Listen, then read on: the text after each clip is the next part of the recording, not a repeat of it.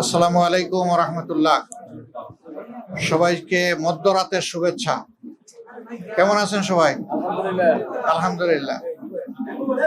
আমরা আপনাদের মাধ্যমে প্রিয় দেশবাসীকে প্রথমে ধন্যবাদ জানাই যে দীর্ঘদিন পরে দেশের মানুষ দুইটা নির্বাচনে একই দিনে অংশগ্রহণ করেছে, একটি গণভোট আর একটা সরকার গঠনের জন্য ভোট। তা আমরা যতদূর জানতে পেরেছি, সংস্কারের জন্য যে গণভোট ছিল সেই গণভোটের পক্ষে হা ভোট বেশি পড়েছে। এই জন্য আমরা দেশবাসীকে আন্তরিক মোবারকবাদ জানাই। যদিও অফিসিয়ালি এটা ডিক্লেয়ার করা হয় নাই, শেষ পর্যন্ত কি হয় সেটা আমরা দেখার অপেক্ষায় আছি। আর সরকার গঠনের জন্য যে নির্বাচন হয়েছে সেখানে মূল প্রতিদ্বন্দ্বিতা ছিল মূলত দুইটা জোটের মাঝেই বলতে হবে। আমরা অংশগ্রহণ করেছি। নির্বাচনের প্রক্রিয়া যখন শুরু হয়েছে তখন থেকে শুরু করে আমরা আমাদের কার্যক্রম চালিয়েছি। আমাদের যারা প্রতিদ্বন্দ্বী ছিলেন তারা তাদের কার্যক্রম চালিয়েছে। স্বাভাবিক একটা নির্বাচন যখন হবে সবাই জিতবে না, কেউ জিতবে কেউ হারবে, এটাই গণতন্ত্রের সৌন্দর্য। আমাদের দেশে কিছু সংস্কৃতি আছে, আমরা এই সংস্কৃতিকে পাল্টানোর পক্ষে। তবে আমাদের কিছু অবজারভেশন আছে, সেই অবজারভেশনগুলো আমরা জাতির সামনে তুলে ধরার পক্ষে, যাতে ভবিষ্যতে একই অন্যায়ের বা সীমালঙ্ঘনের পুনরাবৃত্তি না ঘটে। বেশ কিছু ঘটনা ঘটেছে, আমরা এগুলা কম্পাইল করছি।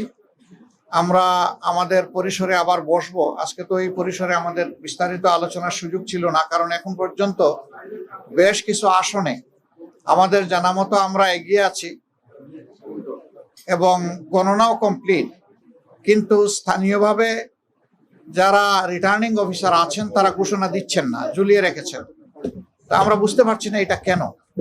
মাঝখানে আবার ওয়েবসাইটে হঠাৎ করে দেখা গেল যে কে কতটা আসন পেয়েছে সেইটা দেওয়া হলো, মাঝখান থেকে উদাও হয়ে গেল, আবার নাই। আমাদের লোকদেরকে বসিয়ে রাখা হলো দীর্ঘ সময়।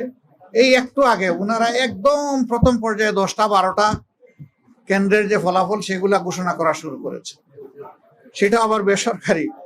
তা আমরা সব মিলে এখন আপনাদের সামনে পূর্ণাঙ্গ কোনো বক্তব্য দিতে পারছি না বলে আমরা দুঃখিত।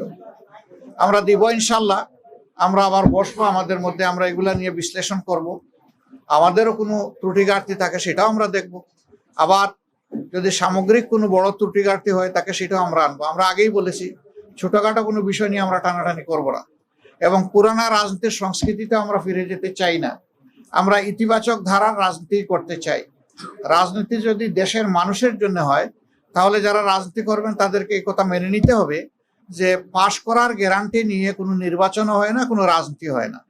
আপনি যাবেন মানুষের কাছে আপনার বক্তব্য নিয়ে, মানুষ যেভাবে গ্রহণ করবে, যতটুকু গ্রহণ করবে তাকে আপনার অভিনন্দন জানানো উচিত।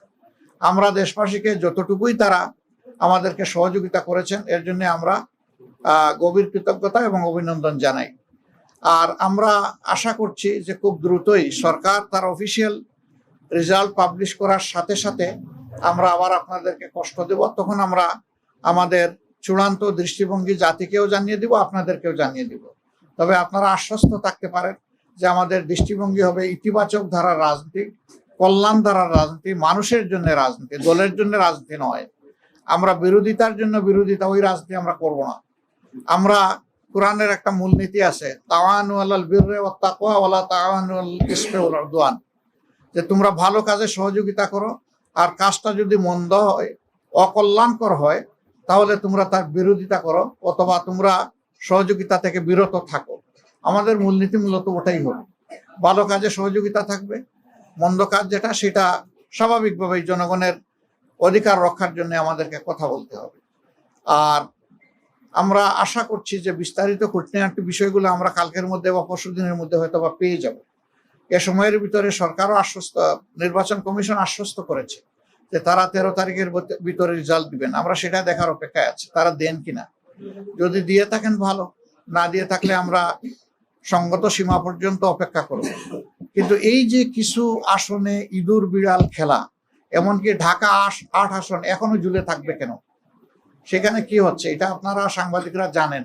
এই বিষয়গুলো কিন্তু সুস্থ ধারার রাজনীতির পরিচয় বহন করে না, এগুলো অসুস্থ ধারার রাজনীতি। তো সেই বিষয়গুলো আমরা বিবেচনায় নিব, জাতিকে আমরা যতটুকু জানানো দরকার মনে করব জানাবো।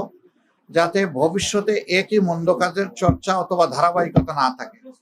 আপনাদেরকে ধন্যবাদ সবাইকে, কষ্ট করে আপনারা এসেছেন। আমরা একসাথেই কাজ করব, আপনাদের সাথে আমরা আছি, আমাদের সাথে আপনারা থাকবেন, দেশবাসীর সাথে আমরা সবাই থাকবো। সবাইকে ধন্যবাদ।